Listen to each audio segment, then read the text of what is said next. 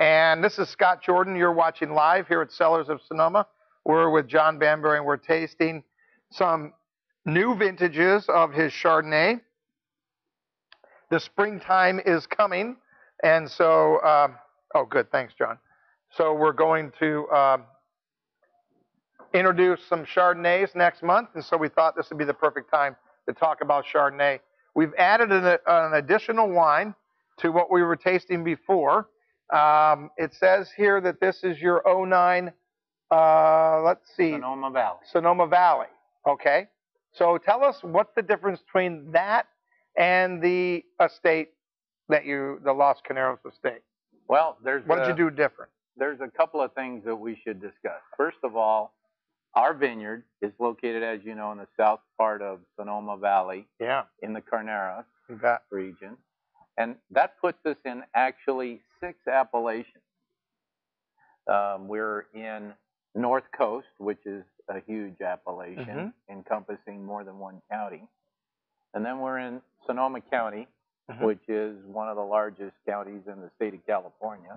And then we're also in Sonoma Coast. And we're in Sonoma Valley. Wow, true.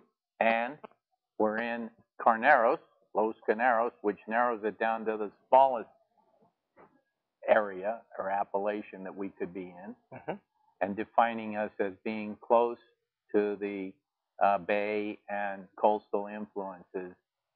And then, of course, the 6th and most encompassing appellation, we're certainly in California. Yeah. Okay. So that makes us in 6 appellations. So a few years ago, one of the reasons that I got into making wine in 2002 was to learn more about how to raise grapes and how to improve the standards in our vineyard. And what better way than to make some wine from the grapes just grown in our vineyard. And that was the Bonneau, the Catherine Bonneau vineyard, and hence the Bonneau label. The Bonneaus were my grandparents and originally bought the property in the 20s. My mother planted the grapes in 1988 on our property. Before that was pasture land. And after 15 years or so of raising grapes, we were wondering just exactly what made our grapes tick, if you will. So one of the things that I studied was that there are other clone varietals within the Chardonnay variety. And as a matter of fact, there are literally dozens of them. And with some research, I determined that we could add some interest to our wine by bringing in other clones. And 4 years ago, we planted a Dijon clone, which is clone number 96, to complement our clone 4, which we call Catherine's clone, because that was the original Catherine Bonneau clone that was resident on our property. Then we also planted clone 17, which is a Wente clone that was improved by Robert Young, which is a famous grower in Alexander Valley. And then 1 acre of clone 809, which is a Muscat clone.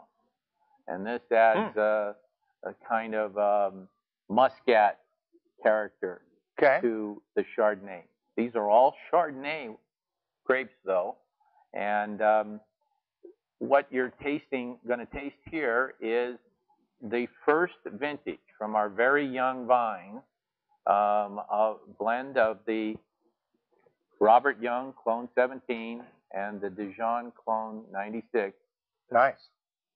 And you're gonna see a more refined wine, a sleeker wine than the classic Catherine's Vineyard Los Caneros wine that we've been making. We also use a different yeast in fermenting the wine. Wow. The yeast from this wine is from Burgundy, and the yeast from this wine was cultivated in Côte d'Aron, which Wow. is, of course, south of Burgundy, southwest of Burgundy. Mm-hmm.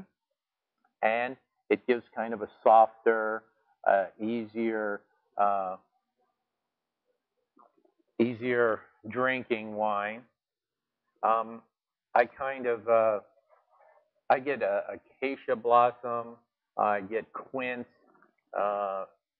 pear, white peach, and maybe even a hint of licorice.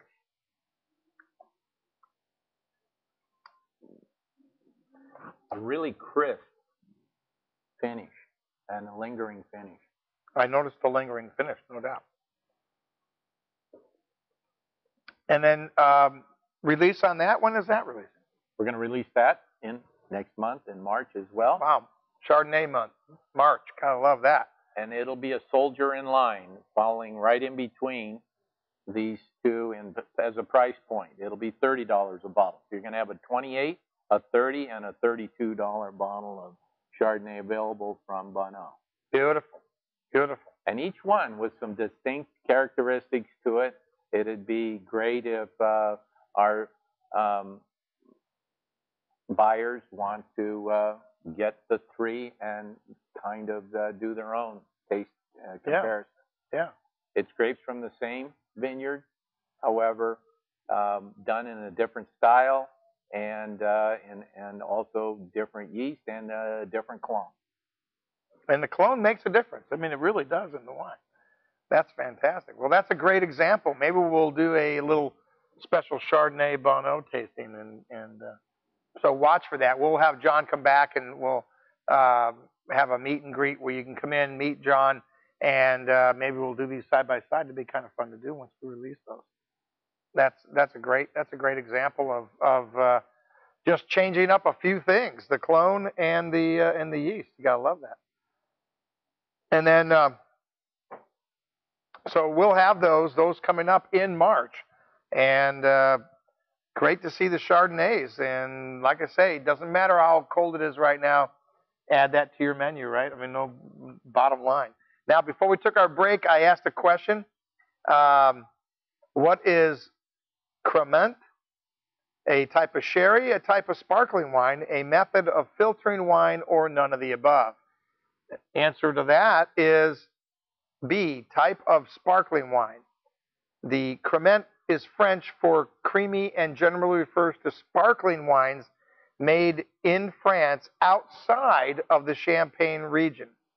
So if you're outside of the Champagne region in France, you're going to be calling it a Cremant.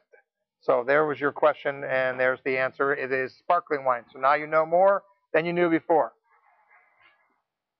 So to recap, we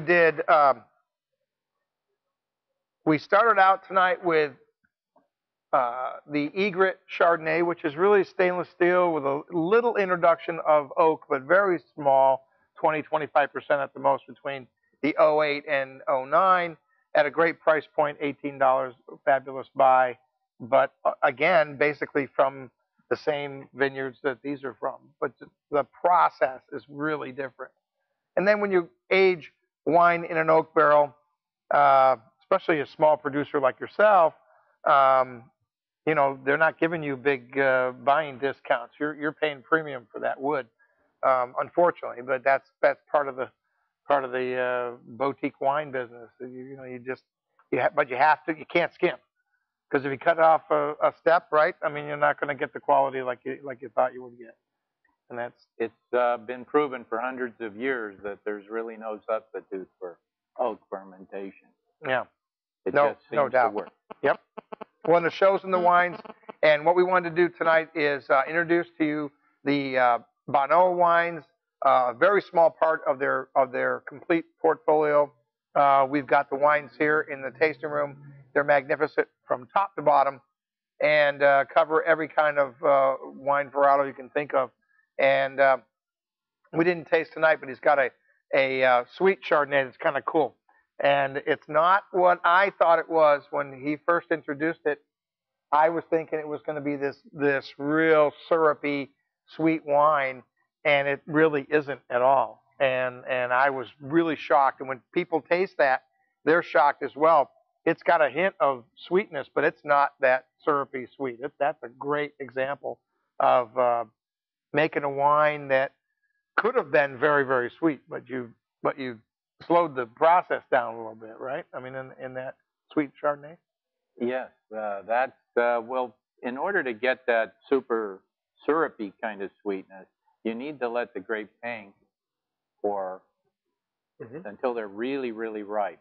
They're actually brown in color, and they're upwards of 35, maybe 40 bricks even. And this was picked at a late harvest point, but about 28.8 bricks. Wow.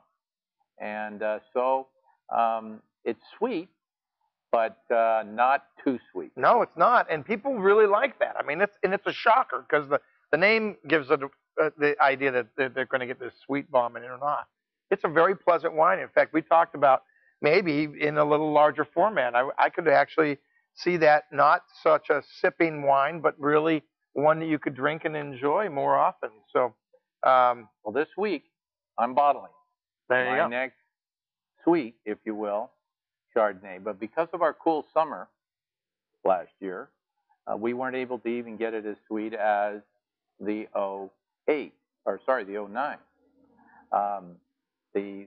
And so we're calling it a demi-sec, and it's half the sweetness of this one still. Wow. Of the sweet Chardonnay. Because demi-sec, even that gives me the indication that we're leaning into a sweet wine, but it's really not. It means half sweet. Yeah.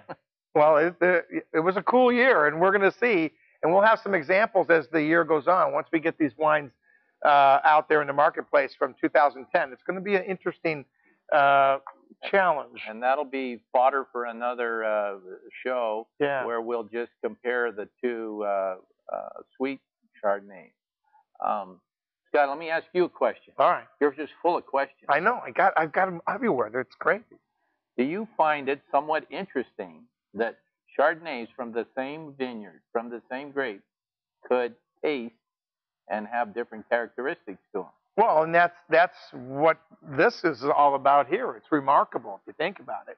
In fact, if you did the best way to probably do that is to do that in a blind tasting. Don't let them know it comes from the same vineyard, and ask them if they can guess what area it might be coming from, and then they'll be surprised to realize that it all came from the same vineyard. They're remarkably different, and when we get these in the tasting room, you guys want to do these side by side because I think that's a great way to illustrate that. When you do taste them, you're going, wow, that's amazing that you did that from the same fruit. So come back in the tasting room. We'll have them in March. We certainly have the 08 vintage, and we can do those side by side for you. Let me give you one last question here. I'm going to throw this out. By law, what does the term reserve mean in U.S. wines? It has been aged longer. It comes from select high-quality grapes. It's the winemaker's top quality wine.